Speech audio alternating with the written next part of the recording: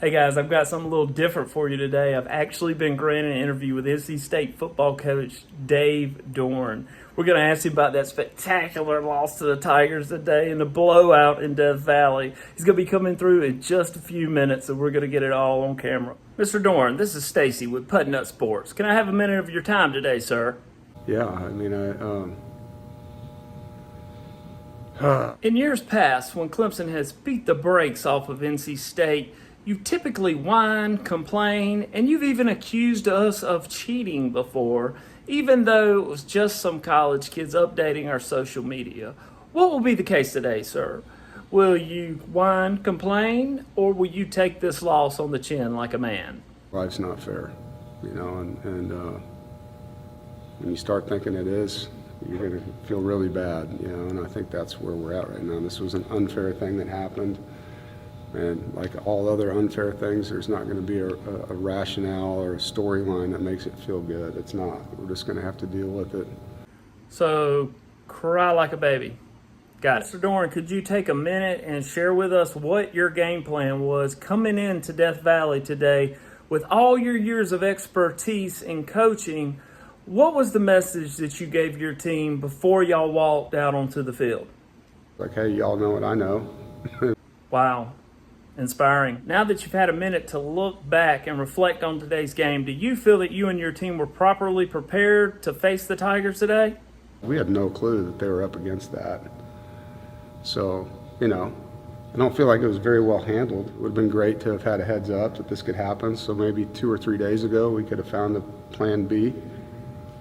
Disappointing. Just curious, what went through your head as you're going into halftime and you look up at that scoreboard and see that score, 45-7? I thought it was fake news, to be honest. I thought we were going to be playing a game 30 minutes ago, so I don't know. I can only imagine. I bet you were hoping that you didn't have to play another 30 minutes, am I right? I've been told that you were not seen in the locker room with your team at halftime. Where were you? What were you doing? Sitting there watching the last 3 minutes of the bowl game that was on, Auburn-Houston game, one possession game, thinking about what I would be doing. Bowl game. Auburn-Houston. Sir, it's not bowl season. I believe you were watching a game on ESPN Classic. I feel undercut a little bit there.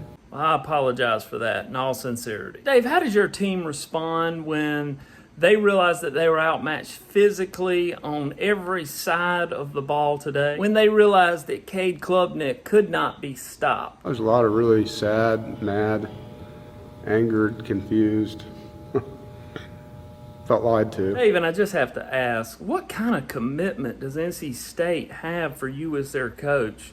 Year after year, you fall short, you have excuses, you still haven't won an ACC championship or even come close. What kind of commitment does that take on their part? It's taken a lot, adversity to deal with everything you guys are aware of, and then to not get the reward. It's tough. Will you be welcomed home when you get back to Raleigh after a loss like this, Dave? Will you even have a home? There's a lot of logistical things do we even have a hotel we could sleep in after tomorrow? Is the baseball stadium available after that day? They weren't going to leave grass on it for the rest of the year. For your sake, I hope there's still grass on it. Dave, what do you say to the people who say that Dabo Swinney is the greatest acting football coach in NCAA play right now, and that your coaching is Pop Warner at best compared to his? You're right. Finally, Dave, what's next?